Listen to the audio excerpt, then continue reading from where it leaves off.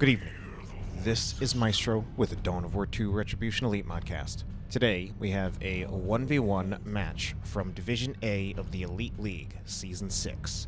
Our first player is DarkHero, otherwise known as DarkHero, playing as the Plague Champion in Game 1. Chaos Ranged Hero with a damage over time bolter, can also get melee weapons, can also heal and repair. His opponent will be the Tenso, playing as the infiltrating Kommando knob in Game 1. Sneaky orc with bombs, guns, and knives to kill you all orky-like and sneaky-like. Now, this is Division A. Just quick recap for those of you who don't know. Elite League is a competition spanning a couple weeks, I think this time only 2. Begins with a round-robin group stage where every player plays each other. Top 8 performers from the group stage go into a single-elimination bracket. Wow! Nice attempt to dodge, but they all get stunned anyway. Group stage games are best of 2. However, playoff games are best of 3.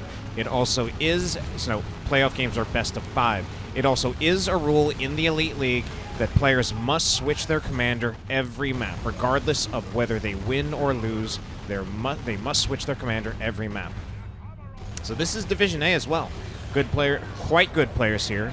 DarkHero was actually the runner-up of the previous season of Elite League. However, here it seems like he's off to a little bit of a rough start in this game. His Plague Champion's actually getting dangerously close to dying. My god, he is going to go down. This is a terrible start for DarkHero, and certainly not making him live up to the pedigree that I just built up for him. Again, the runner-up of the previous season of Elite League. With a weak start off against the Tenso. Tenso certainly a capable player himself. He is in Division A. But, I mean, man, lost the squad of Heretics, lost the Plague Champion, and DarkHero, or rather ValHero, is going for another squad of Heretics. Heretics, very, very cheap these days, though. Only 200 requisition to buy the squad.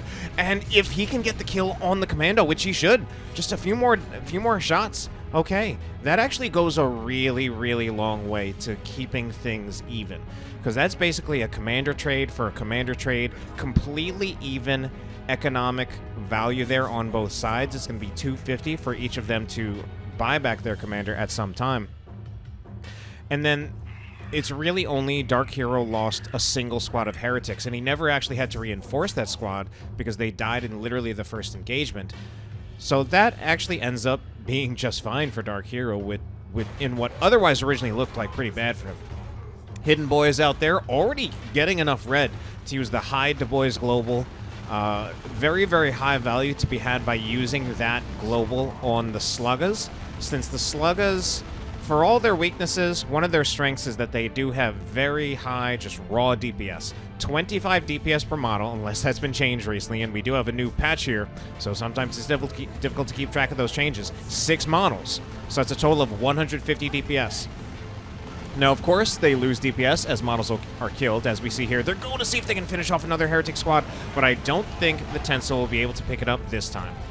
In fact, it does look like it's DarkHero who is winning this engagement overall. He's got an Aspiring Champion Heretic squad. He's got the Plague Champion chasing down the Sluggas. So that high Du Bois Global has a lot of potential value when used on the Sluggas. Since a big thing about the Sluggas, they have so much raw DPS, but they are also so squishy, so sometimes it's possible that you lose models early, you don't get the full value. And using that high Du Bois Global does make it a little bit easier to get the Sluggas delivered into melee while they are still at full strength. They might look for, I was going to say, they would look for a few kills there, but the heal from the Pain Boy does help to top the Slugga Boys off and makes it very, very unlikely that a model would actually be taken there. This Heretic squad also pretty low and is going to have to go soon. But it's actually pretty good discipline to keep them out on the field here. Keep them out on the field so that they can offer this healing. The only problem with that is that the Plague Champion and the Chaos Space Marines were in the open. There was no cover for them in that position. So although they have the support of the Heretic Worship, we've got double shooters with big shooters, and the damage from that can just be overwhelming, sometimes even through the Heretic Worship. This is starting to look a little bit questionable for DarkHero. No, that's not a Pain Boy heal. That's a Mucus Discharge out of the Plague Champion. And that actually ends up turning the fight pretty well for him, as it makes it a lot easier for him to withstand the approach from the Sluggas. And that's pretty much what allows him to turn this fight. Didn't see that coming. So it was a very timely upgrade from DarkHero. And he's going to convert that into a lot.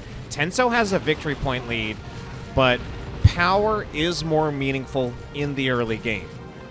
And it looks like DarkHero's about to get a lot out of this. He's creating a lot of space. His heretics, at this point, they're not even heretic squads. We literally just have 2 aspiring champions here, not even heretics. He's got 1 generator. I actually really want to see him make it 2 here. If he can get the defense here with this heretic squad, he can keep the Chaos Space Marines as well as the Plague Champion firing, and I want to see him finish off this generator, but I don't know if we'll be able to make it happen now. And if that's the case, if it's only 1 generator, then the punishment isn't quite huge. But the punishment that DarkHero is really getting is that he's tying up so much of the Tenso's attention, while at the same time he holds just about the entire map. DarkHero going to sacrifice another squad of heretics to the Chaos Gods, apparently. But in a way, it almost doesn't matter. The map is painted blue. He's only just now getting the victory point with literally that lone aspiring champion model. And he's not even retreating here. He's literally keeping this lone aspiring champion. There's no... Like, if we're really clear on this, there's no one actually worshipping. I don't see that aspiring champion worshipping. It's the heretics who go into that weird worshipping pose. The aspiring champion is just standing there. But, of course, you know, mechanically, that's still... A little sloppy, though, from DarkHero. Some cool things out of DarkHero, some ways in which he's bullying the Tenso, but it has not been a clean game for him, despite the fact that this is a really strong position for him, even though the Tenso does have the victory point lead. Tenso has also gone with a very big build to kind of compensate for this. And I think he should be able to turn things around in the other direction, where I feel like now he should be able to start bullying DarkHero, especially with DarkHero losing that 1 heretic squad. And Tenso was... Amazingly, the Tenso is able to make it to tier 2 first. I actually don't entirely know what's going on here. And this just might be one of those things where it's like, oh my god, Maestro, this washed-up caster who doesn't even really play this game anymore, hasn't really played it in 5 years. But still, there's just so many things. The map was very clearly painted blue. Very clearly. And the Tenso is making it to tier 2 first. Now, I guess if we really want to think harder about it, DarkHero did lose more squads. In fact, Tenso did not lose a single squad, to be clear. He did not lose a single squad. Tenso also did not suffer a huge generator bash. He literally only lost 1. So he didn't really suffer that much in terms of power. He still had a reasonable power income. Another thing we also have to consider is that the Tenso did not replace his commander. Oh no, is this heretic squad? Oh no, last heretic goes down. Last aspiring champion. The Tenso, okay, now the Tenso has lost a squad, but before he did not lose a squad. Another thing is that early on, both players lost their commanders. DarkHero replaced his commander. The Tenso did not. So that's just another area where the Tenso saved money. So in many ways, I'm kind of surprised this is still a game, but it's still definitely looking strong for DarkHero. Losses have been inflicted on both sides. I don't feel that the Tenso was really able to bully DarkHero in a way that I thought might have been possible. But maybe that'll change once the Death Dread comes out. That being said, DarkHero, although behind in tech, is not too far behind. He will get to tier 2. He will actually get to tier 2 fast enough that the Death Dread can actually be pretty easily countered. Like, I don't think... We should not have a situation in which the Tenso is able to just show the Death Dread, walk it all the way over to the power farm, and then just bash with impunity. In fact, DarkHero has not committed to buying any units, so at this point it probably looks like he's going for a Dreadnought. Dreadnought has been a bit buffed in this newest patch. It actually has some melee resistance even in its baseline form with the autocannon. I believe it has 20% melee resistance, whereas normal melee resistance is 40%. So Death Dread is shown. That also means this is pretty much ample time for DarkHero to respond to this. It's more just a question of how. And that's curious. So I definitely feel we're not seeing super clean play out of DarkHero. Maybe he was thinking, like, maybe getting a Blood Crusher wasn't the original plan. Maybe he was thinking and maybe he was considering a Dreadnought, which is why he was holding his resources. And here's another time where I might actually just be proven wrong, but I feel like I shouldn't have been. I feel like it looks like I've been proven wrong, but at the same time, I feel like this should not have been happening. I feel like DarkHero had a little bit more time to respond to this, and I feel like he just kind of didn't. He definitely waited a little bit, floated some resources in Tier 2, and now he actually is staring down a Death Dread that is uncountered. We don't even see an upgrade. Okay, the Blood Crusher is out, but not before I think we'll see... Okay, actually, the tie-up from the Blood Crusher is able to stop this generator from going down. Only 2 generators there is not bad, especially considering I felt that DarkHero was, I'm going to say it as a little sluggish on getting something to respond to this Death Dread, having some kind of anti-vehicle. He chose not to upgrade his Havoc. Just kidding, now he is upgrading his Havoc. You look at the autocannon. So the autocannon is often a tricky upgrade, but it is kind of in this limbo zone where it's like, you don't want to completely give up the anti-infantry effectiveness that you would have on a heavy bolter, but at the same time, you want to be able to respond to that Havoc in some way, as opposed to getting the las cannon where you completely give up the anti-infantry effectiveness for a harder anti-vehicle response. Okay. DarkHero is managing to bait the Blood Crusher into the range, or rather, DarkHero is able to bait the Death Dread into the range of the autocannon. But it's not too hard for the Death Dread to move away from that. So this does not put as much kill threat on a Death Dread the way a las cannon would. But what it does do, it still does just kind of create this zone where the Death Dread does not want to be. We see that it's currently actually in the Havoc's firing arc, but and the Havoc was not shooting. There might have been a little bit of a sight blocker there, and I think also it just wasn't in sight range. So I think that's also why the Havoc is moving. I think it's trying to get a better position, so it's a little bit less likely for it to deal with any line of sight blockers. Victory point is even, but DarkHero is trying to entrench himself around the entrance to the Tenso's power farm. And I feel like the Tenso has basically been playing at his power farm almost the entire game. So Havoc is moving forward. Tenso has still not repurchased his commander. DarkHero hasn't really purchased anything at this point. Could get another generator. So I think Tenso, yeah, he does not want to deal with this. This is actually pretty difficult to deal with. The worshipping heretics around the Chaos Shrine of Nurgle, actually no longer worshipping, they will both heal and reinforce, so it's going to take something pretty strong to break this formation. So Tenso is just looking to see where he can get value around the map elsewhere. But of course, DarkHero knows what's going on. He's not playing... He has his advantage, but he recognized that the Tenso could be looking for value elsewhere. Blood Crusher has not really been under a whole lot of threat. Tenso has this Beamy Luda. I don't think I've even seen the Beamy Luda take a shot yet. Okay, so Tenso now has a second Death Dread. If he's got a second Death Dread, I don't actually like the timing of this here.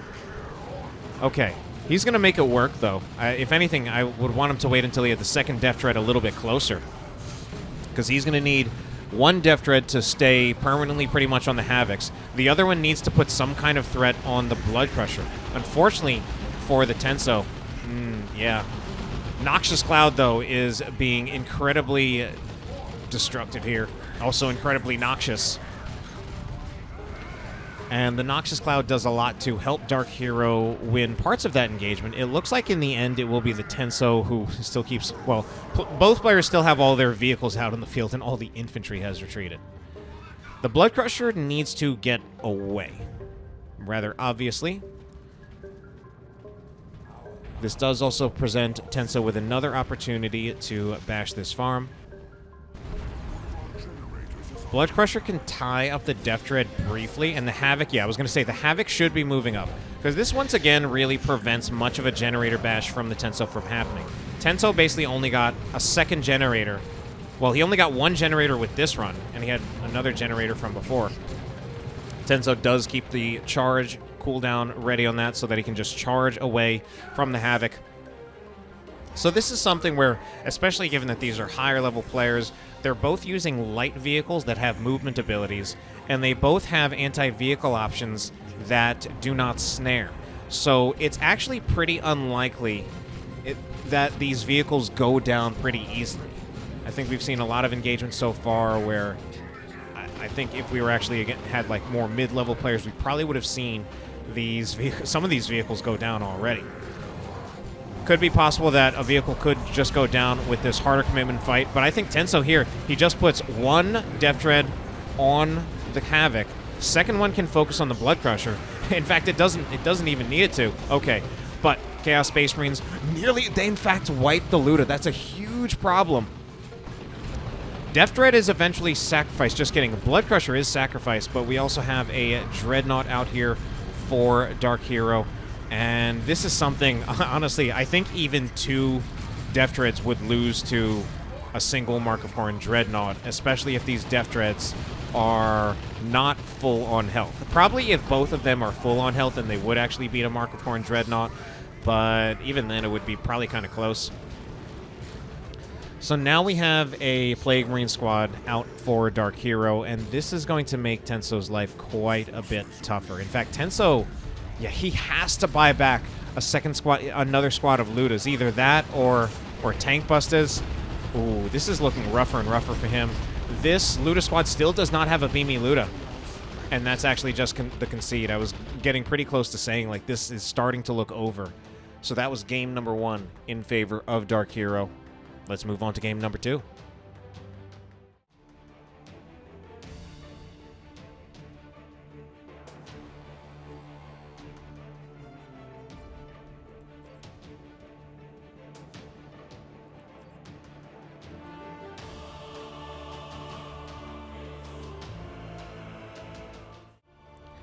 Game number 2 will take place on Calderis Refinery.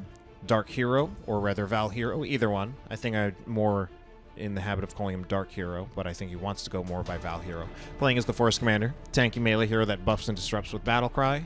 And his opponent, the Tenso, now playing as the Chaos Lord, tanky melee hero that walks through cover and cannot be suppressed. So, as usual, just in this league, players do have to switch their commanders. That's why we see a totally different commander from each player, and you have to switch even when you win a game. And this is definitely an absolute classic of a matchup, the Force Commander and the Chaos Lord, because these are considered 2 of the most popular factions in the game, and also because these are, from the factions, historically they've been some of those popular heroes. Definitely the Force Commander. For the Chaos Lord, this may have changed a little bit over time, since I think these days the Chaos Lord is actually viewed as a little on the weak side, whereas definitely in the past there have been times when he has been quite strong. Often what I see from the Chaos Lord in a lot of 1v1 games is that players are often be able to kind of keep a very efficient economy, where Chaos Lord players sometimes will have fairly small tier 1 builds, but they are able to just use the presence and pressure of the Chaos Lord to still keep even in terms of map control, even with a smaller build, and then often get to tier 2 ahead of their opponent. And then, of course, with Chaos, when they get ahead, a lot of times that is about bringing a Blood Crusher out in tier 2. That being said, let's take a look at DarkHero's movement. Now, Scouts moving around. Scouts don't get a whole lot of value trying to bash a power node. So he may have seen that a node went up and saw that it wasn't really worth the time for the Scouts to be focusing on that anymore. Instead, decided to join this fight. This is looking pretty good for DarkHero, or ValHero, already getting shotguns on these Scouts right here. He kind of caught the Chaos Space Marines in a position where they were a little outgunned. So the Chaos Space Marines have already taken a lot of damage. Tenso also going for a second Chaos Space Marine squad. A little curious. I did talk recently in some faction wars about how double Chaos Space Marine is not especially common in 1v1 games, especially higher level 1v1 games, and yet, here it is. So we're going to see it work somehow. We will see the Havoc come after that, which does not surprise me. If we were going to see double Chaos Space Marine, I would not expect the build to just stop there. Some of the issues with double Chaos Space Marines, it is... You get more range DPS, but compared to other races getting multiple range units in Tier 1, it is a little less powerful in terms of the raw DPS that it provides. It's also going to be a little bit more upkeep heavy, also a little bit more requisition cost up front. So, that being said, we don't necessarily have a generator advantage from DarkHero or DarkHero. Each player only had the node as well as the single generator, and in fact, one of DarkHero's generators was bashed. Grenade goes out though. This could be big. Oh no, he mistimes it. He mistimes it, but still picks up 3 models. Kind of both showing just how squishy those heretics are, as well as, well, just how much he missed. Because honestly, that grenade very much had the potential to wipe that entire heretic squad. Although, as we saw in the last series, early heretic squad wipes are not super impactful. Chaos Lord has been upgraded with the Combi Flamer, which does give him good range damage, makes him very, very good at putting pressure on these scouts and punishing them for trying to kite him. But he also took a lot of damage there just trying to capture that point while they focused him down. And he's going to chase after them now. He's pretty close, actually, to stealing a model off of this shotgun scout squad, which is further back. The scouts try to infiltrate, but they actually take just enough damage to lose a model before that can happen. So the Chaos Lord actually content to shoot in ranged here. And the Combi Flamer, when you actually look at the Combi Flamer, in some ways it doesn't look like anything amazing with only 31.61 piercing DPS. But it's decent. And that actually basically turns the Chaos Lord into a ranged unit. He's a melee tank, but this turns him into a ranged unit. And he's still very tanky. His melee actually isn't so great, but you give him pretty good, about as much range firepower as an Inquisitorial Stormtrooper squad. There he tries to go for the Immolate from the Combi Flamer, and he's realizes that he's so low that he needs to retreat pretty much immediately, and I think pretty lucky not to get killed in retreat. Grenade goes out, will hit the Havocs. Yeah, I didn't think that was going to take a model there. That grenade was, although the Havocs don't have a lot of health and it looks like it did a lot of damage, that grenade was actually right in the middle between all of the models, so the damage was very distributed. And the engagement's just going better for the Tenso at the moment. Now, these Devastators will put a lot of hurt on the Heretics, so that will slow the Generator Bash down a little bit just because the damage from the Heretics is not coming in. But the Chaos Space Marines can still get a lot done just because they will be able to stay out of the range of the Devastator. Shotgun Scouts looks like they want to answer this in some way. I'm actually not that confident about their ability to do this. It almost seems like the Tenso sees them and knows what's going on. Realistically, he's more just trying to stay out of the firing arc of the Devastator Marine Squad. He keeps on moving back, forcing DarkHero to reposition, and that actually was very nice little micro-interactions from the Tenso, recognizing, okay, here's where Tenso actually just wants to get out of here before he gets shotgun blasted, and he still actually should be eating at least 1 grenade on retreat, if not 2. So not a single model goes down, though. And DarkHero slow on the second grenade, so not a single model goes down. Extremely well played by the Tenso. The little micro steps there, constantly staying out of the range of the Devastator Marine Squad, forcing it to reset up until he was able to just fully take out another generator. And it got a little risky for him in the end, where the Shotgun Scouts, both squads of Scouts were positioning. The Shotgun Scout Squad could have been in a position where they could have gotten a shotgun blast off, and then they could have taken a lot more damage. But possibly also what Tenso was just looking for was just pressuring or rather what DarkHero was looking for was just pressuring Tenso to retreat so that he could throw both grenades at the Chaos Space Marines on retreat. He only got 1 grenade off, and that 1 grenade did not kill a single model. The second grenade honestly should have been there. And we might just be at the point where I may just be being a little too harsh. And, you know, DarkHero is human. He may be one of the best Elite Mod players, but he is still human. And this isn't actually a game that has, like, you know, a very big esports scene where people are able to do this, like, as their full-time careers. So sometimes, even from who we consider our good players, they might have some of those less clean moments. Anyway, Tactical Marine Squad, what are they doing in here? They're in there so long. I don't know what was actually going on there from DarkHero. Oh, that was a very, very nice drop pod, just in the sense of killing some of the Heretic models. I think maybe DarkHero was just trying to count on the Devastator Marines suppressing the Chaos Space Marines or something. That's my best guess. But I think the heavy cover here just made it so that it was taking so incredibly long for the Chaos Space Marines to get suppressed.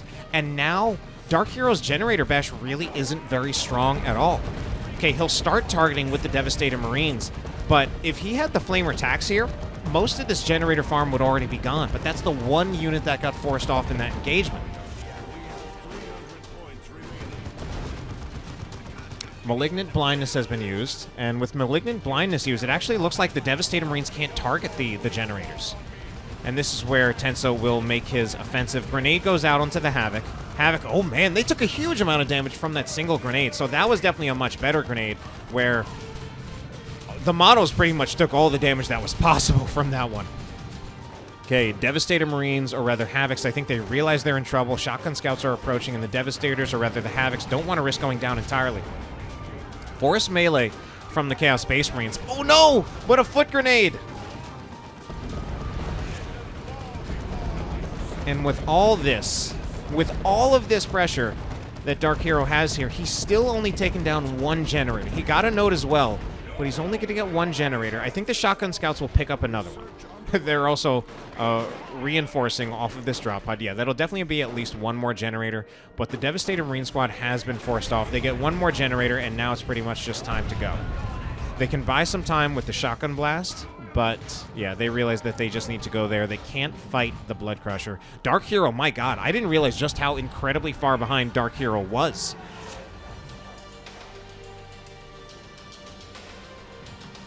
DarkHero...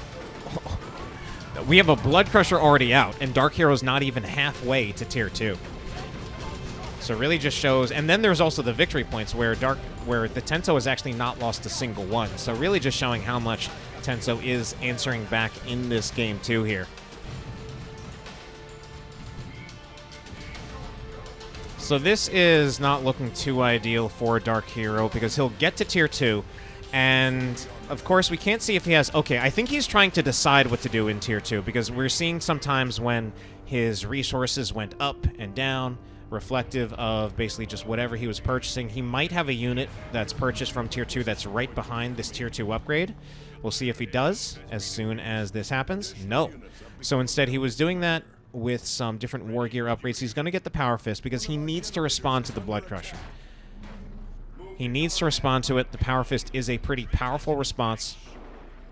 Does he get a Missile Launcher Attack Squad? Does not look like he's going to go for that. Actually, doesn't even have the power. Less than 200 victory points remaining for DarkHero. Now, if all of DarkHero's response to the Blood Crusher is in the Force Commander, this also means that it's like he cannot have the Force Commander forced off the field.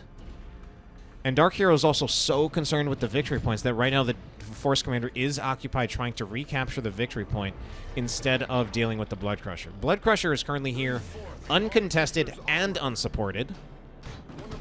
Uncontested by DarkHero, unsupported by the Tenso himself. Chaos Lord usage in some cases has been a little questionable. Ooh, okay, he's not going to be able to kill the Chaos Lord. But, Power Fist does a huge amount of damage per hit. And the Force Commander. It's starting to look okay. So, DarkHero does at least manage to get the full Power Bash here. Tenso should get most of the Power Bash here. And DarkHero also lost a Scout Squad. So power will more or less be traded out, except for the fact that Tenso will have control of the side power nodes. Although I suppose DarkHero has both naturals. Won't be able to keep this natural one for very long.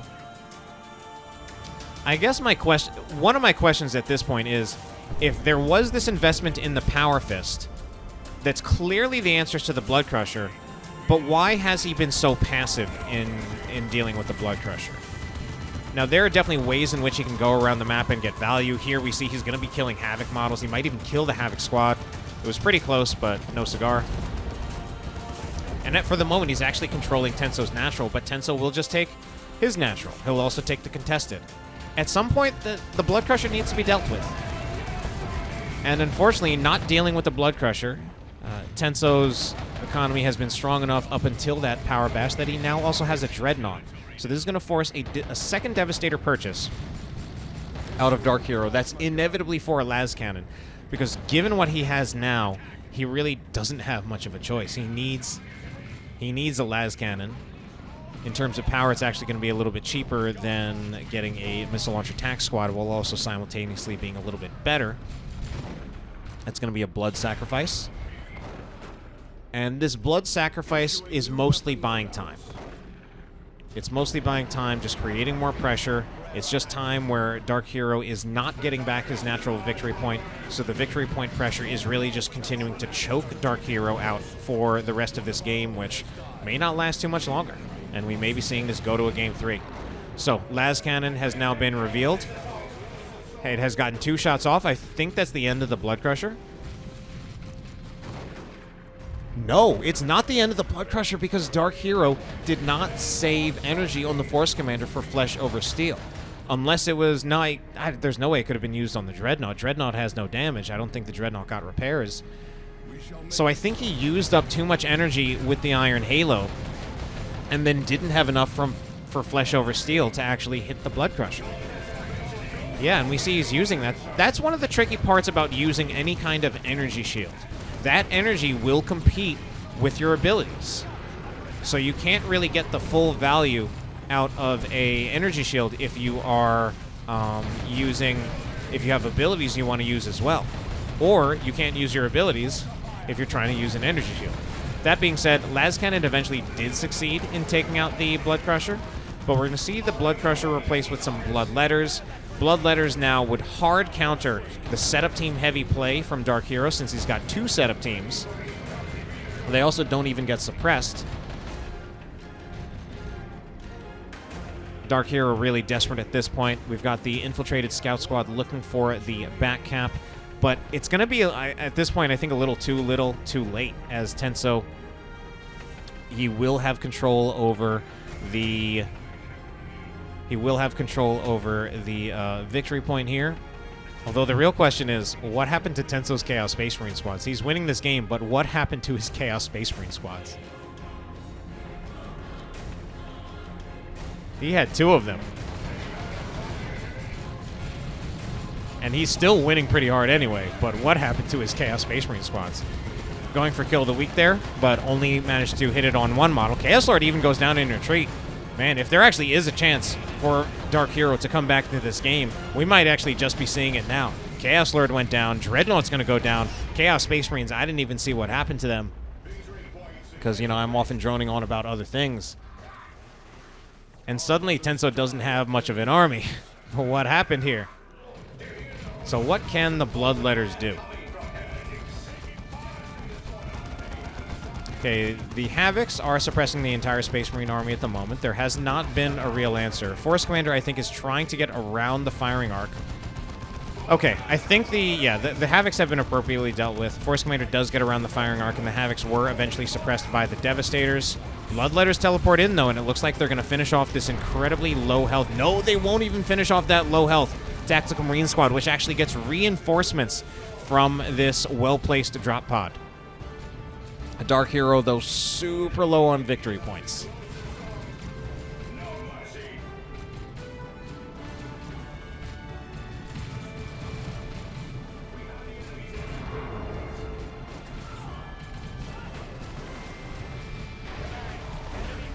All right.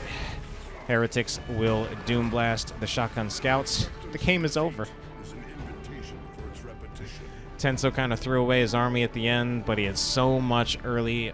He just had so much that there wasn't much left for him to just win the game off that, and that will force the Game 3.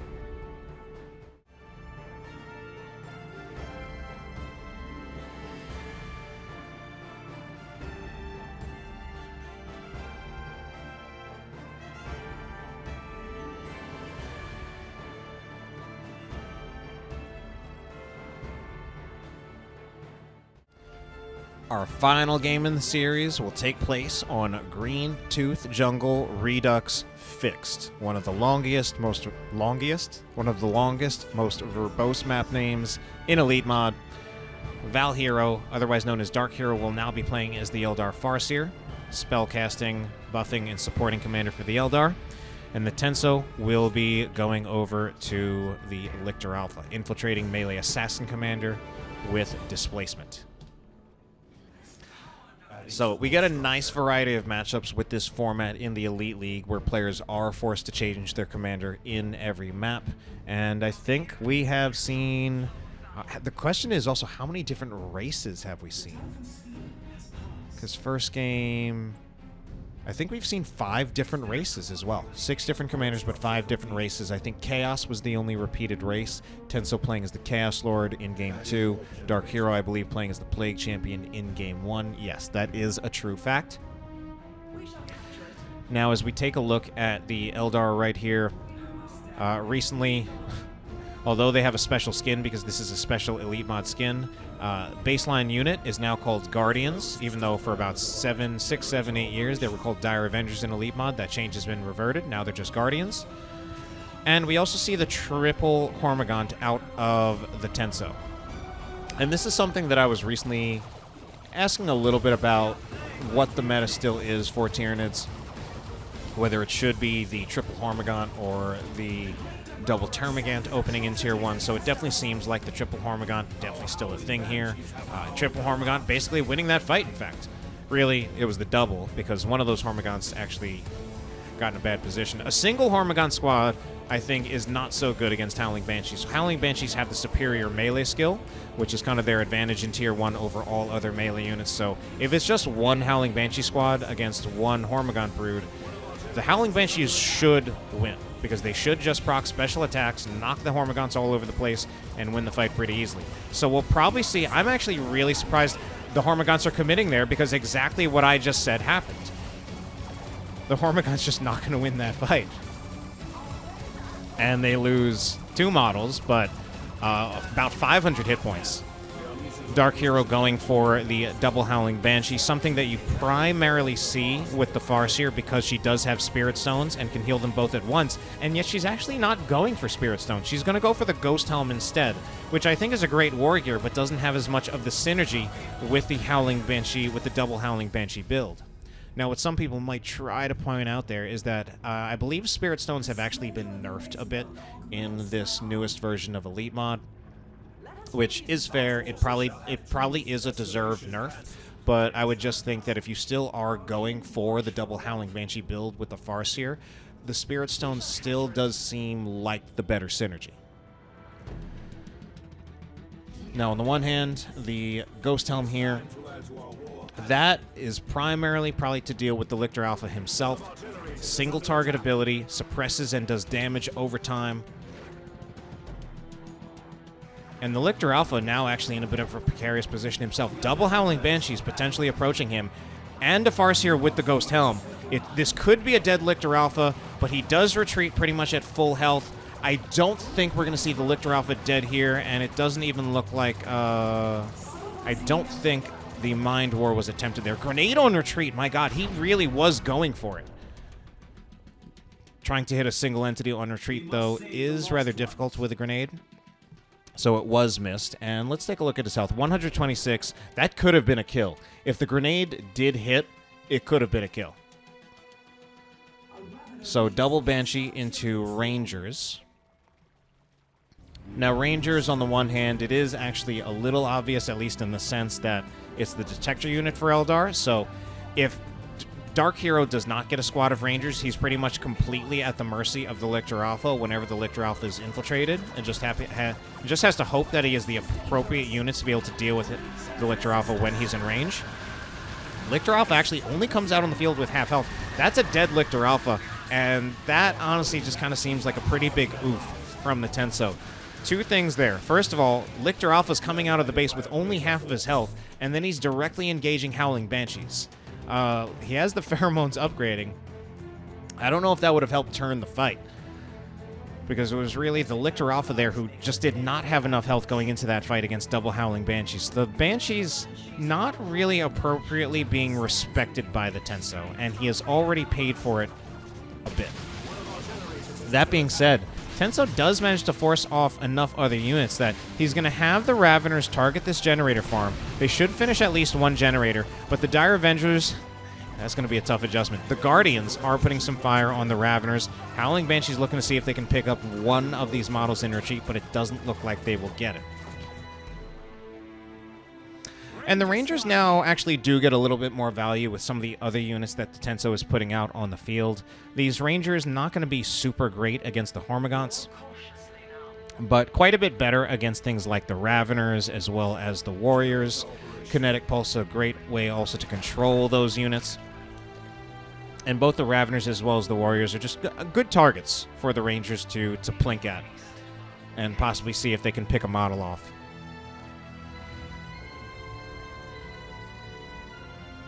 DarkHero looking for the triple cap at the moment. Once again, let's see if this happens. Okay, so that time he just responds a little bit quicker, but basically a single Hormagaunt just cannot engage a single squad of Howling Banshees. It just, you can't do it. Looks like we had another squad of Hormagaunts losing that fight again, but this time they were saved by the Raveners burrowing in, knocking over the Howling Banshees. A lot more support here as well. Warriors, we will actually see them as ranged warriors with the Barbed Strangler. That is actually something that I think it primarily deals with the Guardians. Holofield deployed by the Rangers. Now they have been detected. Suppression, that's Mind War. Grenade unfortunately misses though. So DarkHero is... he has missed a lot of grenades today. A lot of grenades have been off. So I see actually the better reason for getting this Ghost Helm.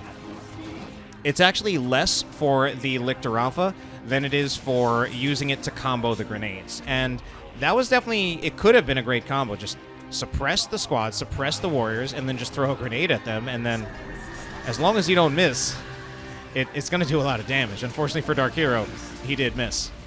All right, this time the Howling Banshees are overwhelmed. They might even go down here. Oh my god.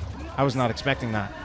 Second squad of Howling Banshees is in here, and this time they're in here with enough of a health advantage that they're ripping apart the Hormagaunts, who, well, they're ripping apart one squad of Hormagaunts. Oh, but there is also the Pheromone Cloud from the Lictor Alpha, so I think that's what he's starting to count on at this point.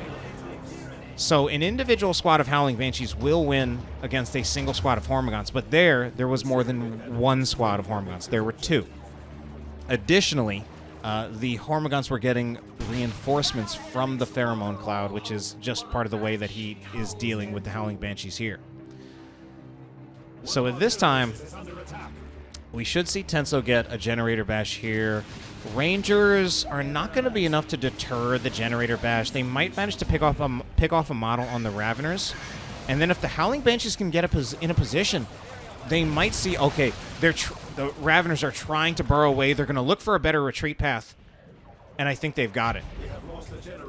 That was actually a pretty close one for the Tenso. Okay, Howling Banshees here. They suppress and then they back off. Grenade goes in, but it's going to be another miss. Okay, this time Howling Banshees instead decide to target the Barbed Strangler Warriors, which is definitely a better target for them. Barbed Strangler Warriors, yeah, they just need to retreat. I was about to say, like, I don't think it's worth it too much for them to attempt to kite the Howling Banshees, because, again, eventually those Banshees will proc those special attacks. Banshees moving back in.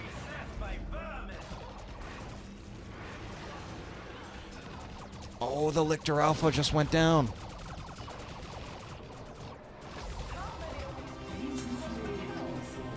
So we're seeing a lot about how this early matchup works. The Howling Banshees, they really are the superior melee unit in Tier 1, but Tenso is depending on kind of the overwhelming numbers of his multiple Hormagaunt squads as a way of dealing with them. Also, you're trying to use the disruption from the Ravener, basically burrowing in on the Howling Banshees whenever they engage with a squad of Hormagaunts.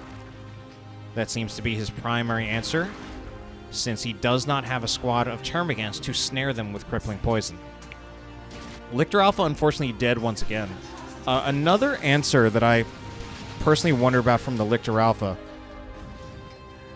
I'm not quite as good with remembering my Tyranid warriors off the top of my head because Tyranids are my least favorite race and I know them the least out of every race in the game. But I believe the Scything Talons from the Lictor Alpha seem like, to me, a reasonable warrior choice for dealing with Howling Banshees because you have in just on-demand suppression and knockback ability out of the Lictor Alpha, which is kind of exactly what you need against something like Howling Banshees. A Wraithguard of all things. That does seem like a little bit of a curious one from DarkHero, but look at all these webways, and he's having them kind of just blink back and forth between the webways. However, Tenso, as a rather experienced player, he kind of knows what's up, so once he sees any unit get out of the webways, he's just going to face reveal it, just walk up to it, bump into it, reveal it that way, and then he can just destroy it. Of course, these webways not incredibly expensive, although at this point it does look like DarkHero has spent most of his red constructing this network of webways, which is actually pretty quickly going to be torn down. And this is actually such an interesting style of play, because, you know, for most players, I would look at this and I would say Wraithguard are like almost objectively a bad idea. We've got Raveners that can just burrow in on them. There are so many other melee units here in the form of all these warriors. Honestly, even in the form of all these Hormigons. Even the Barb Strangler warriors, if they really wanted to, they could just force melee against the Wraithguard, and that would counter the Wraithguard. And the Lictor Alpha, if the Lictor Alpha ever gets revived. But DarkHero is literally playing this. He's actually blinking the Wraithguard around the map, using the webway gates to reposition them. It's almost like his Wraithguard are Warp Spiders.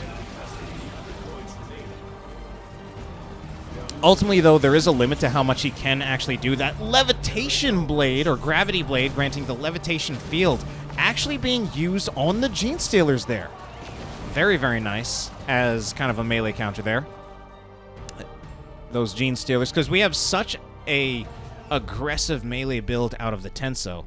And this Gravity Blade is something that would actually just stop them right in their tracks. Any units that get close to the Farseer just stopped right in their tracks. So this also means that wherever DarkHero positions the Farseer, that's pretty much Tenso's melee units can't really go there. He only has one non-melee unit, which are the Raveners. And even the Raveners want to get into melee a lot of the time because they will be burrowing in. So I like this Gravity Blade. I feel like it's the least common. Maybe not so much. I think I would say it probably is the least common because I think it is the most situational of the Farseer's War Gears. Which sounds kind of strange. It definitely works pretty well as a melee counter, but I think just the other choices are a little bit more versatile. The Doombringer, I think, is the most common one. I think it may have also seen some nerfs. But just the effect of the Doombringer is just so universally useful, increasing the damage that an enemy unit takes. It doesn't matter whether your opponent has a melee build, a ranged build, that's going to be useful no matter what. And then the Singing Spear has the advantage of being decent anti-vehicle. At some point in the game, you're probably going to have to deal with vehicles, unless I suppose you're against Tyranids in Tier 2, in which case they don't have a real vehicle. But in this case, Tenso has gone with such a big melee army. He has a bigger army than DarkHero. But anywhere where his Farseer is, Tenso's melee units won't really be able to approach. And Tenso, you know, I wonder how much the Lictor Alpha is like one of Tenso's like best heroes or so. Clearly he felt it's in his top 5 to choose it for this competition, but it feels like his use of the Lictor Alpha himself has been a little bit questionable. A lot of times when we see the Lictor Alpha being in situations where he is overextended, he has been killed several times. There it looked like he was using him more as like a melee tank, where he was just kind of leading in with the Lictor Alpha, instead of using the infiltration to be sneaky and get the Lictor Alpha in a position on a more vulnerable squad. That being said, it seems like in that particular engagement, the Gravity Blade wasn't enough. The Wraithguard did not have any webway gates to fall back to, and I also feel this might be a situation where as much as this webway gate thing with the Wraithguard looks cool and is very creative, I'm not sure that the Wraithguard really was the best choice here. I jokingly likened them to warp spiders. I personally think actual warp spiders would have been a bit better here.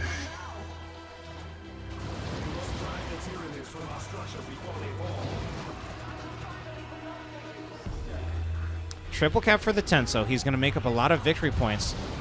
And Tenso just find himself having to retreat. I feel like there was almost not even a real engagement there. I think DarkHero kind of just grouped up his units. Tenso had all of his spread out, and all of Tenso's units got engaged on separately.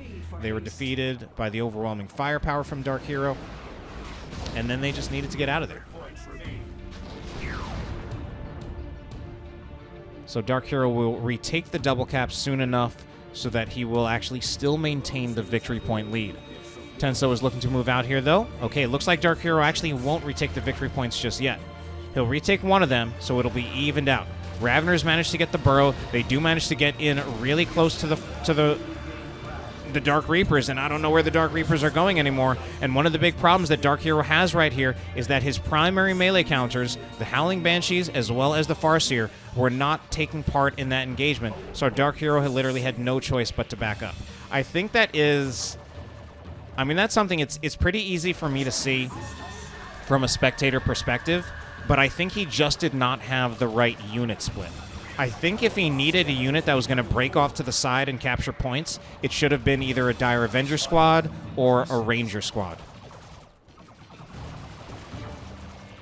And one or both of these units should have been in this middle, ready to deal with the main fight. I think both the Banshees as well as the Farseer need to be part of DarkHero's main fighting force, and I really think it's either the Rangers or the Guardians who need to be a little bit more, like, unnecessary. I was going to say expendable. It's not quite the right word because he doesn't want them to die, but, like, if there's a unit that can be afforded to split off, I think it should actually be more so the Dire Avengers, which are, of course, now Guardians. I'm just going to have so much trouble with that. Levitation Blade right here. Levitation Field. Yeah, I mean, pretty clear there. So, like, if it's the Farseer is here, any melee unit that gets closer, that's just going to happen. Now, what we also see going on here, both players are actually in Tier 3. Both players are in Tier 3. Tenso clearly saving up for either a Carnifex or a Swarmlord. DarkHero actually managed to go for a D-Cannon. I like this. I like this. I like it cautiously, but I like it. Ranger's getting a little caught out of position here. The main thing, though, is that I really want DarkHero to make sure that he keeps this far back, because I want him to be able to threaten those singularities at ranges far, far beyond what basically the entire melee army for DarkHero is capable with. I even want it to be too risky for the Raveners to jump in, because the D-Cannon can actually be so far back. Okay, there's a singularity, but it looks like it's not needed. Sometimes that was just an actual D-Cannon shot. And I think I missed it, but that must have been... Actually, I don't know what it must have been. I was going to say a grenade, but that wasn't the Dire Avengers, or rather the Guardians being forced off. That was the Dark Reapers. Hormagaunts just retreat.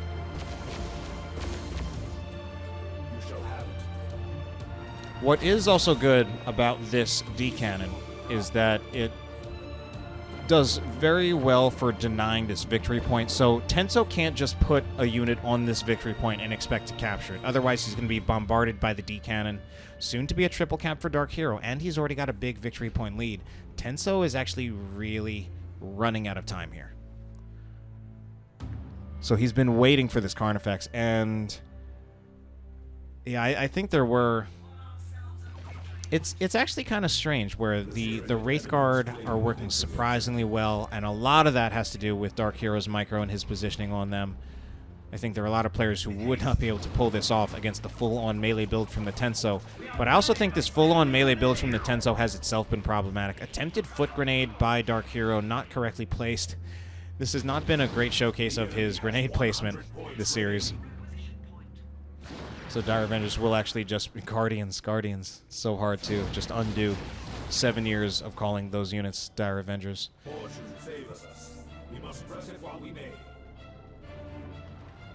So the Carnifex is here. This is more or less now or never for the Tenso. Carnifex needs to move in. I think the Carnifex needs to basically threaten the D-Cannon, because that's both one of the few units that can do damage to it, as well as the unit that prevents the rest of his army from moving forward. The placement of the Farseer is also going to be very important. The Farseer should be ready to deal with the Gene Stealers. Farseer, okay, she's not using the Levitation Field. Instead, she's using Psychic Storm to deal with the Gene Stealers. Gene Stealers also dealt with by the Kinetic Pulse. But eventually it looks like Gene Stealers will get in range of the D-Cannon, and the D-Cannon is forced off. Levitation Field that time used on the Hormagaunts. Warriors also really, really low. I think Tenso's just losing track of things in this chaotic engagement, and he loses the Barb Strangler Warriors.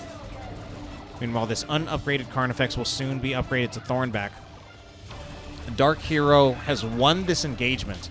The only problem with that win is that he probably won't be able to get this victory point back, because the Carnifex could just attack whichever unit gets on it. But currently it's not. It's a little bit too slow on it. I think the Rangers can complete the decap, but they won't be able to get the full cap. But we see just how much damage they're taking. Okay, there are still some Hormagaunts in here, and that's a Tyranna formation. Unfortunately, he's knocking over some of his own Hormagaunts with the Tyranna formation. Hormagaunts are trying to finish off the Wraithguard, but they're not going to do it. And Tenso, again, in these late chaotic engagements, I think at this point just losing track of his units. Maybe he's willing to give up this Hormagaunt Brood. Maybe that's also it. Frees up the population, frees up his upkeep. That's one Hormagaunt Brood down.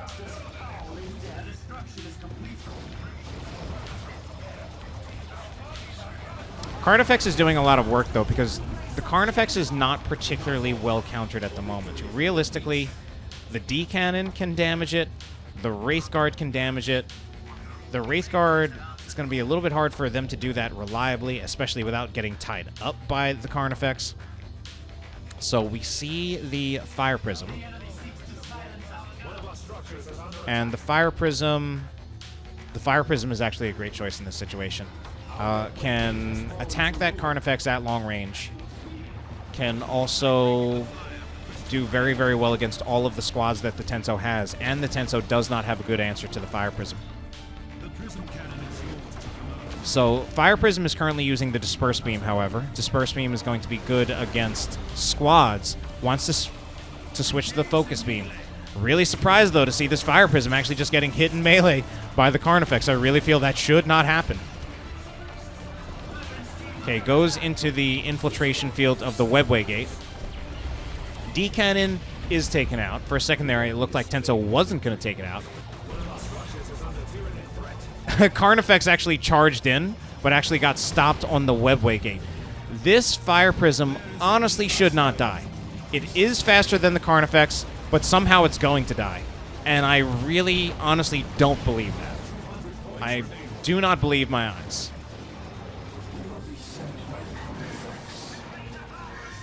The Fire Prism is faster and should be able to outrun the Carnifex.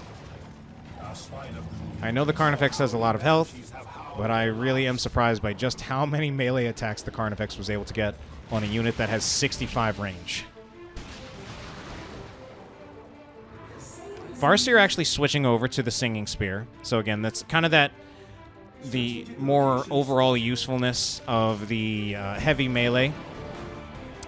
And yet, there are a lot of problems with this, too. Farseer does not have enough health to be in a situation where she can really be dueling the Carnifex. This Carnifex, if anything, I feel like it's getting a lot of value, and in my opinion, it's actually getting a lot more value than it should.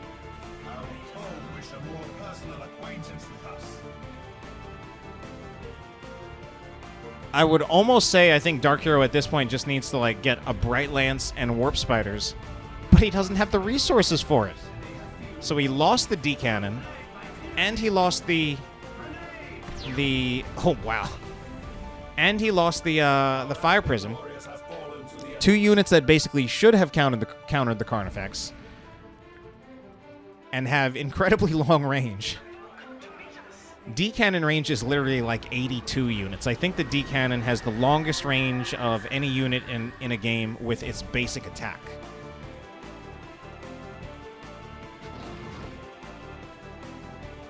Now, of course, the Carnifex did kind of close the distance with the charge, but that should have just been a retreat as soon as possible by the D-cannon.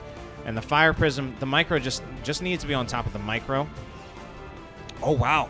Look at this, though. Tenso really trying hard to stay in this game. He's using this Tyrannoformation to delay. Tyrannoformation is getting a lot more value than it would in many other cases. The Gene Stealers go in, but they go down, trying to seal this out. I actually don't like the Gene Stealer loss there from the Tenso. He's in a good enough position. He can even afford to give this victory point up for a little while, unless, again, unless he wanted to get rid of the Gene Stealers, which is a possibility. But between the two, I think I would rather keep the Gene Stealers than the Hormagaunts, even though these Hormagaunts are level 3. I think he's running in to kill these Hormagaunts. I think he literally wants to kill the Hormagaunts. Now he's retreating them, so maybe I'm wrong. But we have the double Carnifex. And this tends to happen with Tyranids where Carnifexes, their late game super units are quite strong, and they are allowed to kind of replace the infantry army for the Tyranids. Here is one big problem with this, though. Although the Carnifexes are arguably better than, the Tier 1 and Tier 2 infantry, maybe that's not even arguable. Maybe that is just, yes, they're better. One thing that they cannot do, their monstrous creatures or vehicles, they cannot cap. So Tenso is now actually getting a little low on units that can actually capture victory points. But DarkHero is still also far too low on units that can actually fight a Carnifex. Eldritch Storm is going to be used here to just buy time on the victory point. I'm not sure how I feel about this one. Does not take out the Raveners so that... Oh, it does take out the Raveners! Where are those Rangers? They're there! Oh my god, that actually was really nice in the end. So that victory point stays in control of DarkHero, and for the moment, he actually still has the victory point lead. The Wraithguard never going to beat the Lictor Alpha, but they distract him long enough at such a crucial time in the game where that pulls the Lictor Alpha away from capturing the victory point. He had to leave it. If he actually just tried to stood there and capture, the Wraithguard actually would have killed him. We did in the end see the Scything Talons. I feel like it came a little late there. I don't know if maybe he just had it earlier on and I didn't see it. So Howling Banshees here.